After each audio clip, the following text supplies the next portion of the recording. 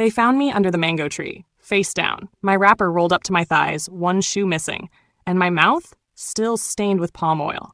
People said my eyes were open but empty, like I was seeing something they couldn't. Someone screamed, "Call Mama Marian! Call pastor! Call native doctor! Call everybody!" But it was too late, because by then, I had already eaten the god's food. Hi, story lovers. You're watching Story and Soul, where real drama meets real people. If you love African stories filled with suspense, humor, emotion, and shock, please hit that subscribe button, and don't forget to drop your thoughts in the comments. Now, let me tell you how it all started. My name is Adaberry. Not Ada, not Berry. Adaberry. People say I was born during a yam festival, the same day my mother roasted corn in the delivery room. Maybe that's why food has always loved me, or maybe I've just loved it too much. I'm the kind of girl that can smell stew from 2 compounds away. You can be frying plantain at 7 a.m., and my nose will just wake up before me. At school, they called me the lunchbox thief. In my compound, I was that girl that can smell rice from upstairs.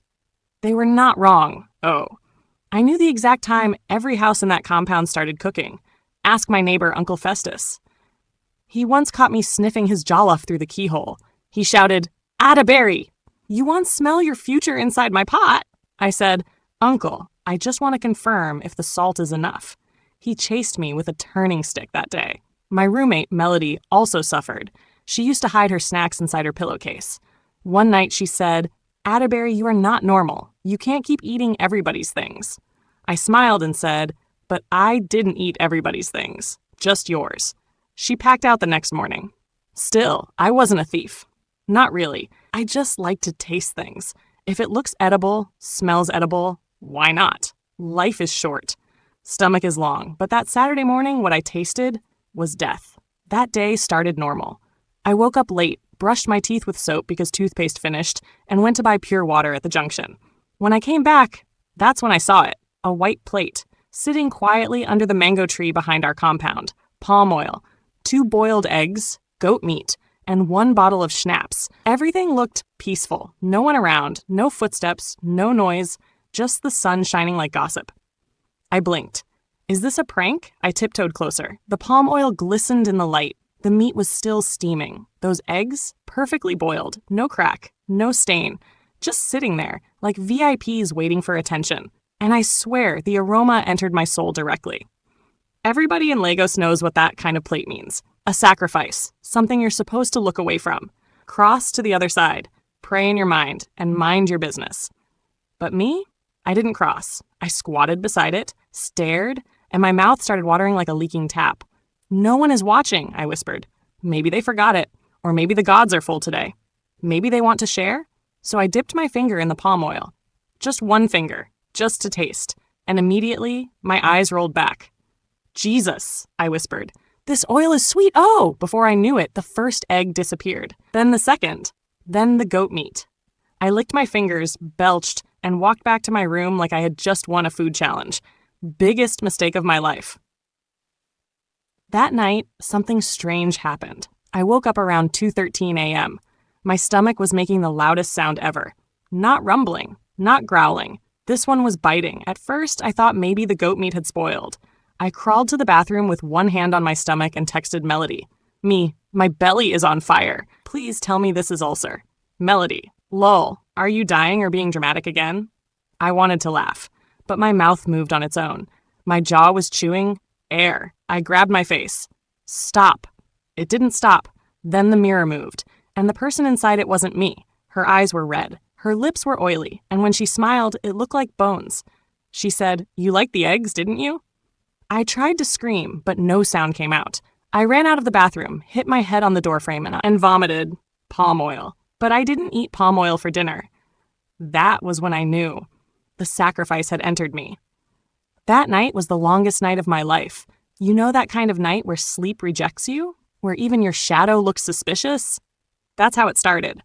After I vomited palm oil in the bathroom, I crawled to my bed and covered myself with wrapper. My body was shaking, but not from cold. Something was moving inside me. It wasn't hunger.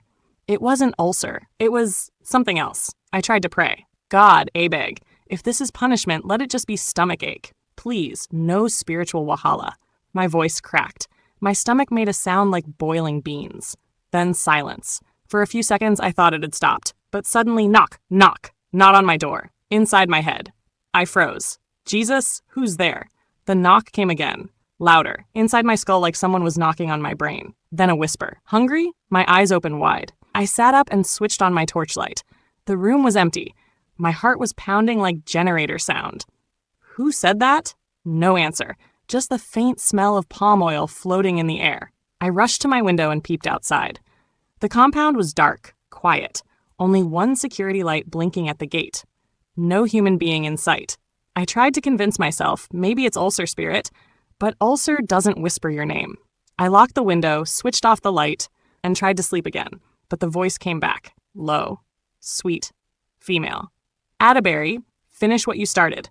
I screamed, covered my ears, but the voice just laughed, that kind of laughter that sounds like many mouths laughing at once. God, abeg, what is this? I cried.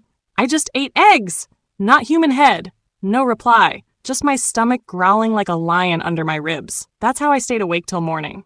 When the sun came up, I tried to act normal. I dressed up, tied scarf, and went to the backyard to fetch water like nothing happened. But something had changed. Everywhere I walked, dogs barked. Babies cried. Birds stopped singing. One small boy even pointed at me and said, "Mummy, that woman has red eyes." I didn't have red eyes, oh. At least, I didn't think I did. I avoided everyone, filled my bucket fast, and ran back to my room. Melody was at the door waiting. She frowned. What's wrong with you? Your face looks weird. I tried to smile. Nothing. I just didn't sleep. She sniffed. Why do you smell like palm oil? My heart skipped. Do I? She squinted. And why's your mouth shaking like that? I looked in the mirror. True. My lips were trembling on their own, like somebody was controlling them with remote. I quickly rubbed lip gloss to distract her. Maybe I'm dehydrated. She said slowly. Just don't eat from strangers again. You like food too much. I laughed small to act normal, but inside me something whispered, eat her biscuits. I gasped. What did you say? Melody blinked. Me? I didn't say anything. The voice giggled. Hungry girl, you know you want it. I pushed Melody out of the room. I need rest. She frowned. Okay, rest before you eat me too. When she left, I collapsed on the bed. By evening, it got worse. I was frying plantain. The aroma filled the room. Suddenly, I heard a whisper, this time clearer. Add one more slice. You know you want to. I turned off the gas. Who's there? Silence. Then laughter. The plantain started sizzling again, even though the gas was off. I dropped the frying pan and ran outside barefoot. That night, I decided to call a pastor. Pastor Doyen. He was the type that shouted Holy Ghost fire even when greeting people. He picked up on the third ring. Who is this? Pastor, it's me, Adaberry from Oshodi compound. What's wrong, my daughter? Pastor, I think I ate something spiritual. He paused. What did you eat? Sacrifice. Jizu. Which kind? Palm oil, eggs, meat, and schnapps. Ah, my sister. You are dining with deities. Pastor, please. What do I do? Come to church now. At night? Ah, no. The spirit that eats sacrifice doesn't like night deliverance. Come tomorrow morning. I sighed. So what should I do tonight? He said, lock your door, pray with Psalm 51 and Psalm 91, and don't eat anything till morning. I thanked him and ended the call. But guess what? That same night, I found myself eating.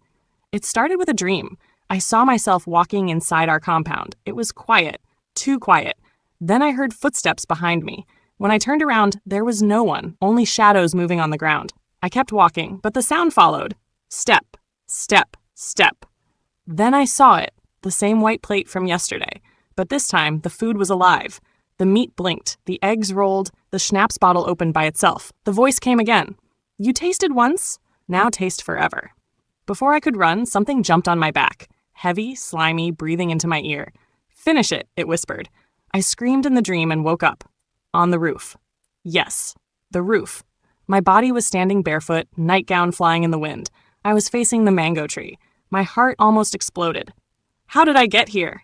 And the voice answered from inside me, you never left.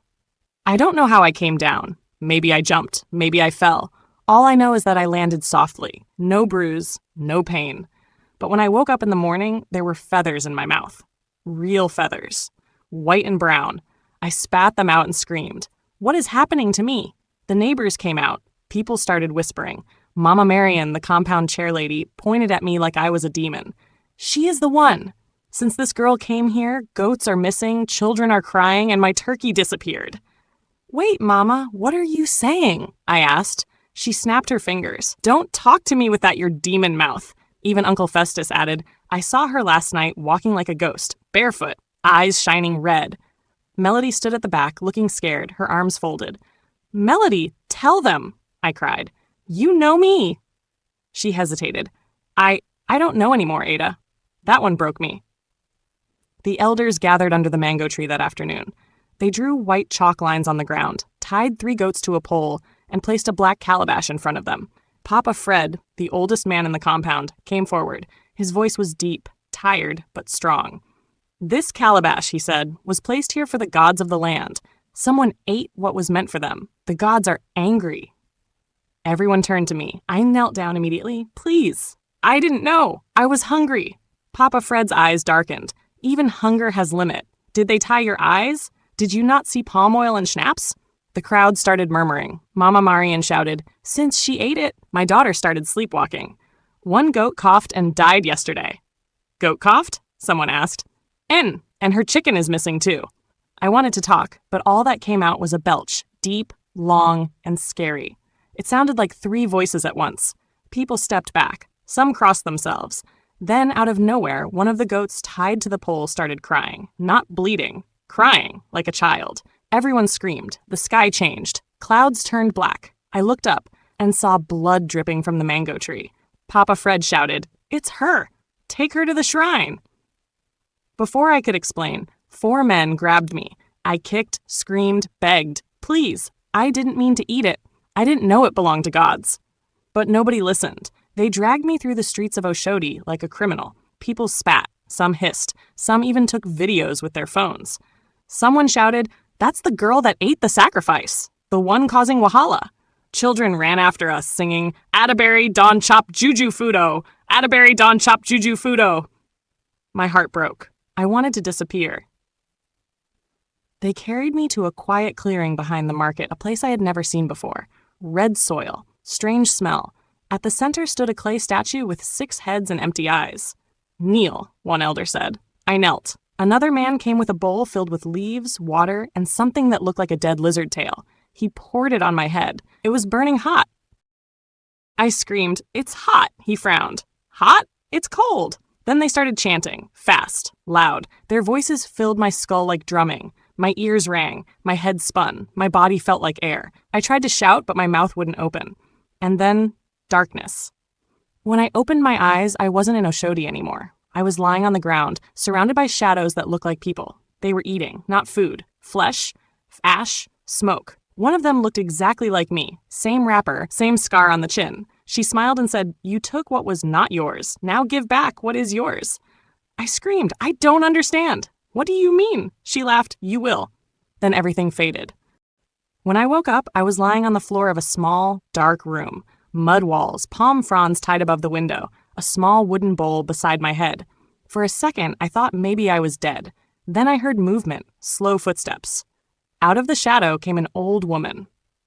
Skin wrinkled like folded paper, eyes black and shiny like wet coal. She leaned over me and said, Welcome back, Adaberry. I tried to sit up. Where am I? She smiled faintly. Where you belong. I panicked. No, please, I didn't mean to eat it. She poured something warm into a cup and handed it to me. Drink. I sniffed it, bitter, sweet, burning. What is this? Memory. Before I could ask again, she forced it into my mouth. I swallowed, and the vision started. I saw myself as a child, licking soup from my mother's pot before she came back from the market. Then, me at boarding school, stealing meat from my friend's lunchbox. Then, me sneaking into church kitchen to taste communion wine.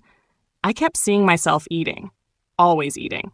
Then the mango tree appeared, but this time it was inside me, its roots pushing through my belly, its branches growing out of my head. I screamed. The old woman's voice echoed, Finish what you started. I tried to fight, but my body was not mine anymore. The roots twisted tighter, pulling me down deeper until all I could taste was earth. Then, darkness again. When I opened my eyes, the old woman was gone. The bowl beside me was filled with red sand. On the wall, carved into the mud, were the words, Tonight, you will repay or remain forever. That night, I didn't sleep. Not because I didn't want to, because sleep refused to come near me. The red sand bowl was still beside me, glowing faintly like there was fire hiding inside. The words on the wall, "Tonight you will repay or remain forever," looked darker now, like fresh blood instead of mud. I sat on the floor, hugging my knees.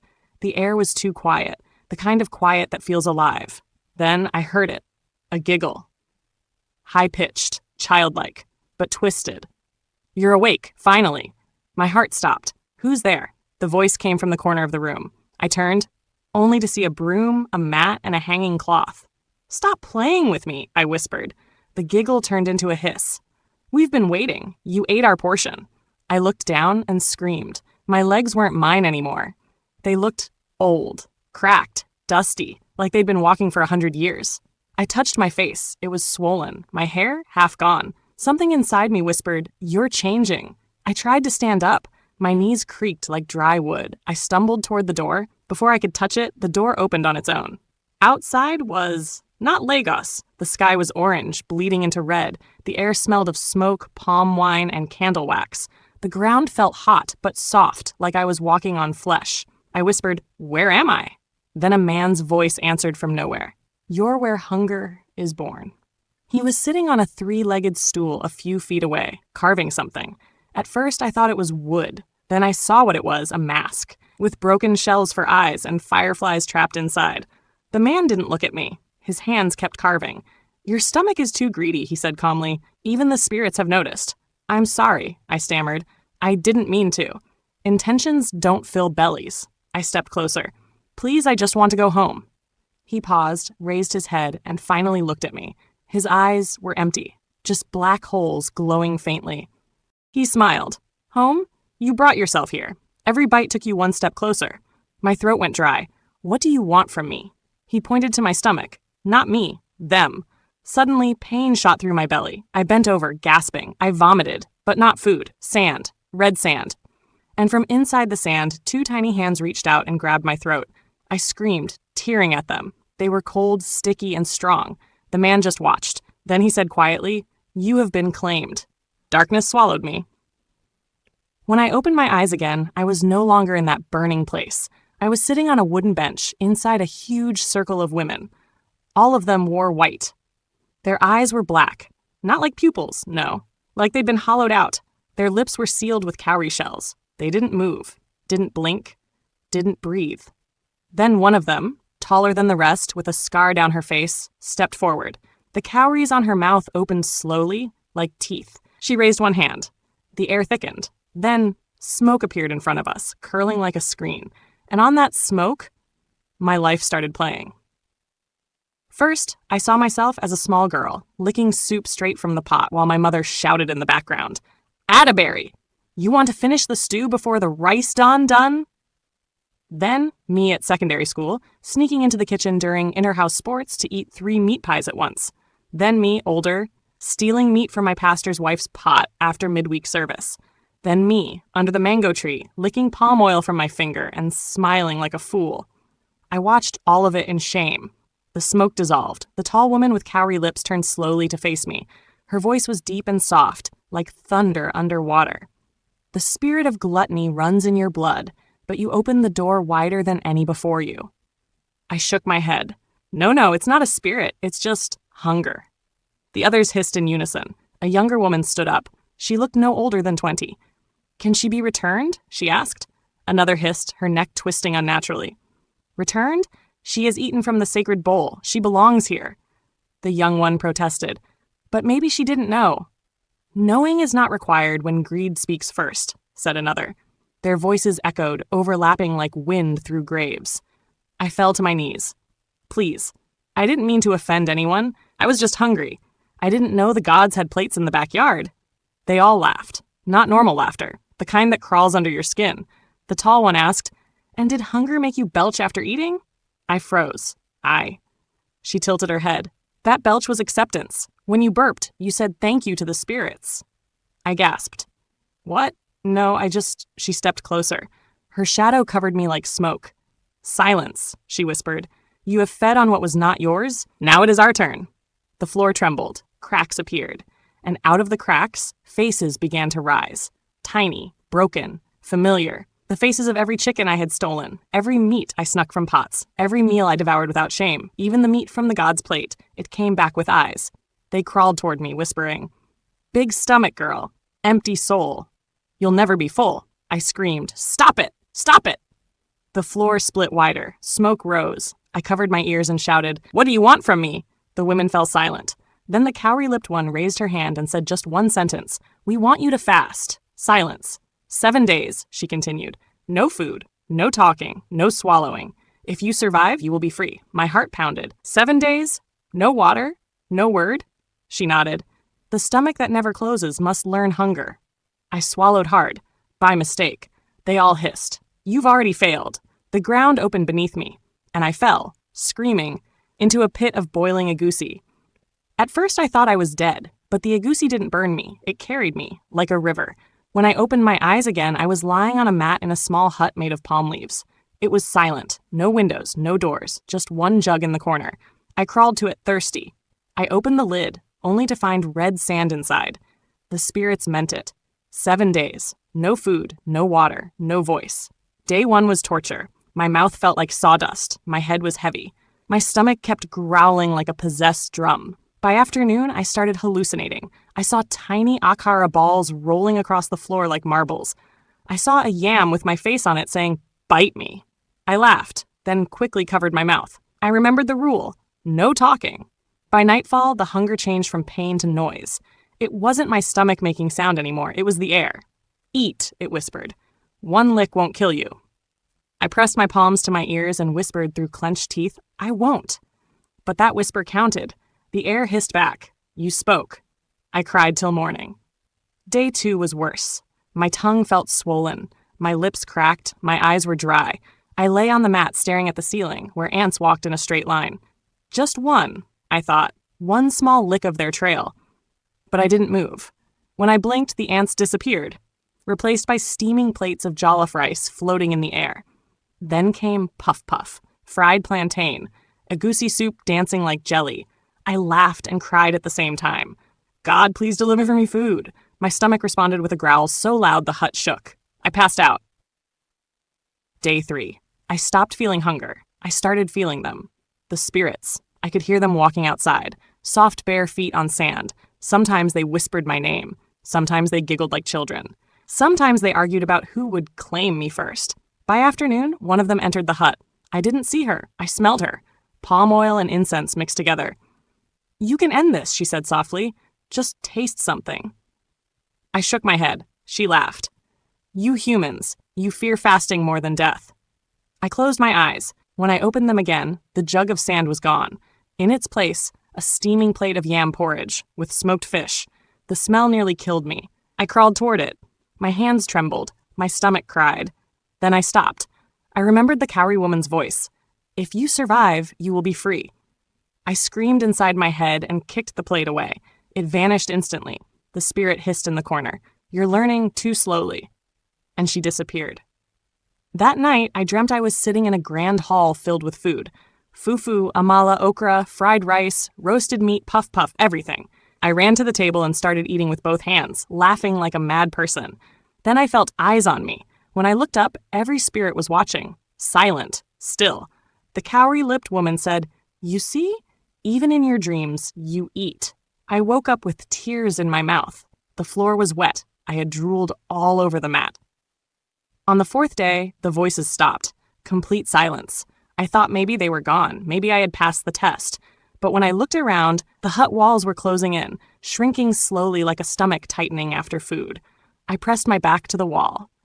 No, please. I hadn't spoken in days, but fear broke the rule again. The air hissed. "You broke it again." Then a hand reached through the wall. Long, bony, wet. It touched my forehead. Everything went black.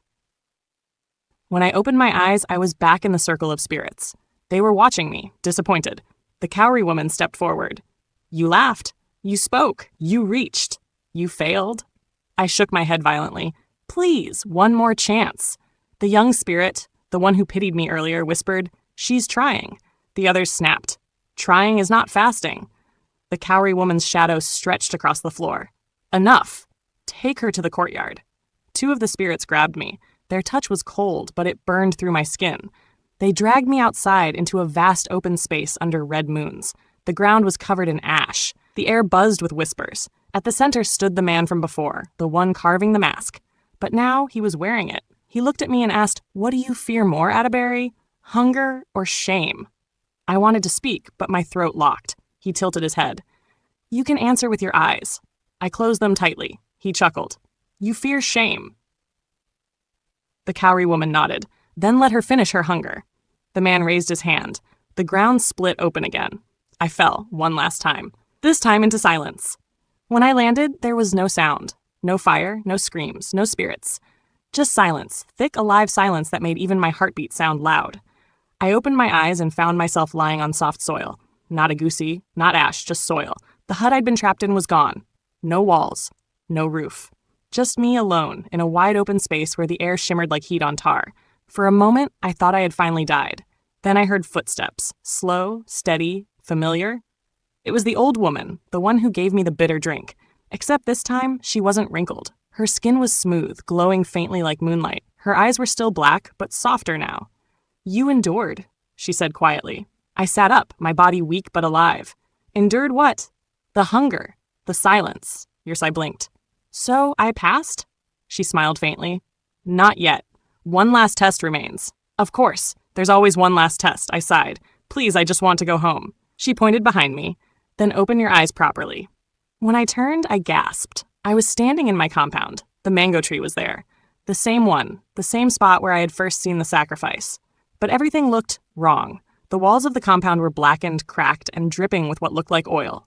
The sky was gray, the air heavy with the smell of burning palm.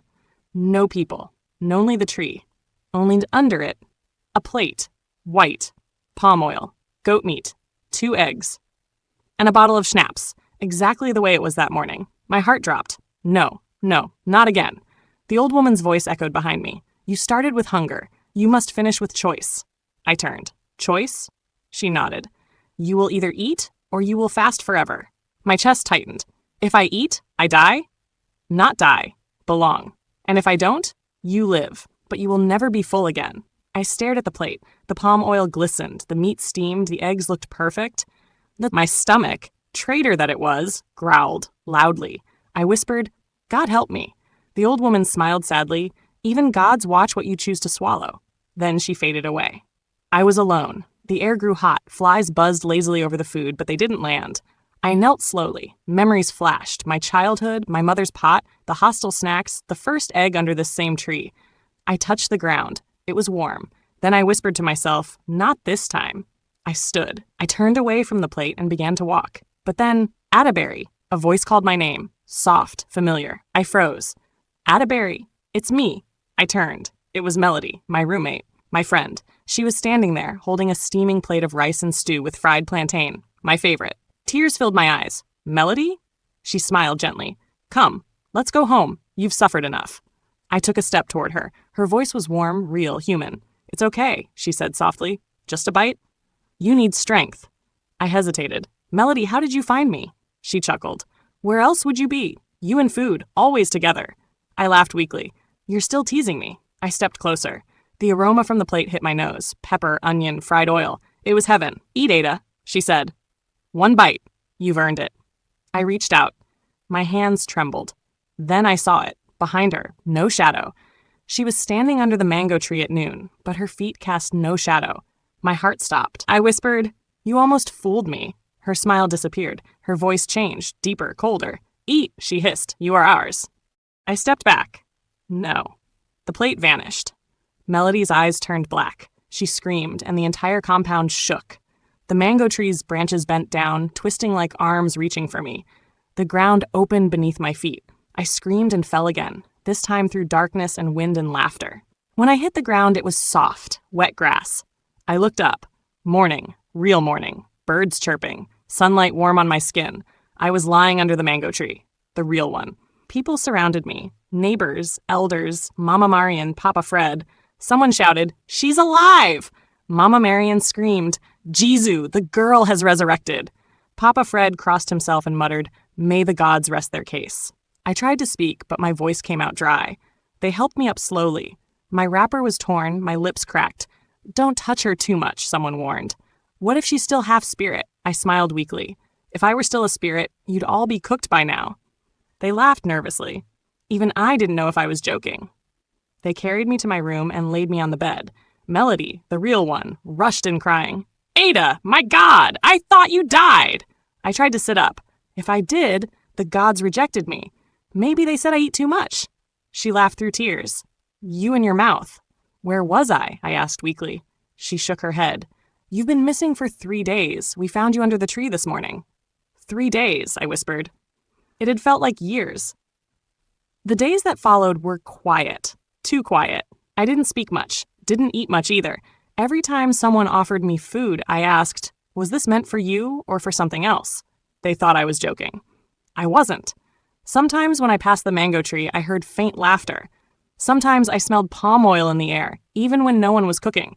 And sometimes at night, I dreamed of the cowrie-lipped woman whispering, "Stay hungry." Weeks passed. My body healed, but my spirit never did. I started fasting often, not to please any god, just to remind myself I could. I drank water like it was gold, and I learned something. Hunger doesn't only live in the stomach, it can live in the soul too. One evening, as the sun went down, I sat under that same mango tree again. I wasn't afraid anymore, just thoughtful. I touched the ground softly and said, "Thank you for letting me go."